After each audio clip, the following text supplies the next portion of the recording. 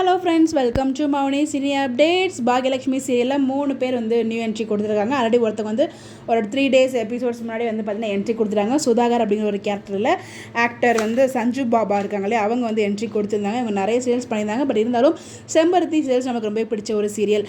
அதை தொடர்ந்து அவங்களோட பையனை நம்ம இனியாவுக்கு பொண்ணு கேட்டு வந்திருப்பாங்க. அது எல்லாமே உங்களுக்கு தெரியும், நீங்கள் ப்ரோமோவில் பார்த்துருப்பீங்க. ஸோ அவங்க பையனாக யார் வராங்க அப்படின்னு பார்த்தீங்கன்னா நிதிஷ் அப்படிங்கிற ஒரு கேரக்டரில் ஆக்டர் ஜீவா தான் என்ட்ரி கொடுக்குறாங்க. அவங்களோட பையனாக இவங்க வந்து பார்த்திங்கன்னா கையல் சீரியலில் அன்பு கேரக்டர் வந்து பண்ணுறாங்க. அதை தொடர்ந்து அவங்களோட அம்மாவாக வந்து பார்த்திங்கன்னா சந்திரிகா அப்படிங்கிற ஒரு கேரக்டரில் ஆக்ட்ரஸ் மெர்சிமம் வந்து என்ட்ரி கொடுத்துருக்காங்க. இவங்க தான் வந்து பார்த்திங்கன்னா இனியாவோட மாமனார் மாமியார் அண்ட் பையன், அதாவது கணவராக வந்து வர போகிறாங்க. பட் கண்டிப்பாக இதில் இவங்களோட மேரேஜ் நடக்காது. எனக்கு தெரிஞ்சு எப்படியும் பாக்கியலட்சுமி வந்து பிளான் பண்ணி அங்கே இனியாக்கும் ஆகாஷ்க்கும் தான் மேரேஜ் பண்ணுவாங்க நினைக்கிறேன். தெரியல இப்போ அப்படி கொண்டு போகிறாங்க அப்படின்னு சொல்லிட்டு. இந்த லீப்புக்கு அப்புறம் வந்து பார்த்தீங்கன்னா ஆகாஷோட கேரக்டரை காமிக்கல. இப்போ ரீசெண்டாக நான் 2 எபிசோட்ஸ் அவ்வளோ ஃபாலோ பண்ணவும் இல்லை. பட் எனக்கு தெரிஞ்ச அவங்களோட ட்ராக்கை காமிக்கவே இல்லை.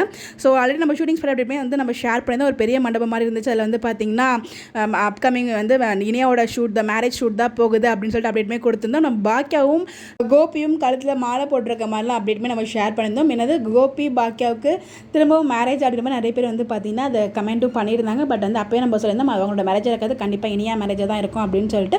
அதே மாதிரியே அதுக்கான ஒரு மூவ் வந்து சுதாகர் பண்ணியிருக்காரு. இது எல்லாத்துமே வந்து பார்த்தீங்கன்னா பாக்கியாவோட அந்த ஒரு ஹோட்டலில் எழுதி வாங்கிறதுக்காக தான் இவ்வளோ பெரிய மூவே அவர் பண்ணியிருக்காரு.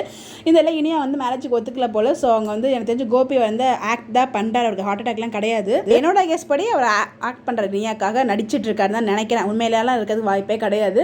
இனியாவும் ஒத்துப்பாங்க அப்பாவுக்காக வேறு வழியே கிடையாது. ஏன்னா இனியா வந்து அப்பப்போ ஒவ்வொரு மாதிரி லூஸ் தனமான வேலையெல்லாம் பார்ப்பாங்க. அதே மாதிரி இப்போ வந்து வழி இல்லாமல் ஒத்துப்பாங்க. ஸோ கடைசி நிமிஷத்தில் அவங்களோட முடிவு மாறுதா இல்லை நிதிஷை கல்யாணம் பண்ணுறாங்களாங்கிறத வெயிட் பண்ணி தான் பார்க்கணும். நீங்கள் என்ன நினைக்கிறீங்க? உங்களோட அப்படின்னு மறக்காமல் கமெண்ட்டில் ஷேர் பண்ணுங்கள். அதனால் இந்த இனியாக்கு எத்தனை மாப்பிள்ளை கொண்டு வருவீங்க அப்படிங்கிற மாதிரி நம்ம எல்லாரோட மைண்ட் வாய்ஸுமே இருக்கும்னு நினைக்கிறேன். உடைக்கிறதுக்கு கமெண்ட்டில் சொல்லுங்கள். Bye by.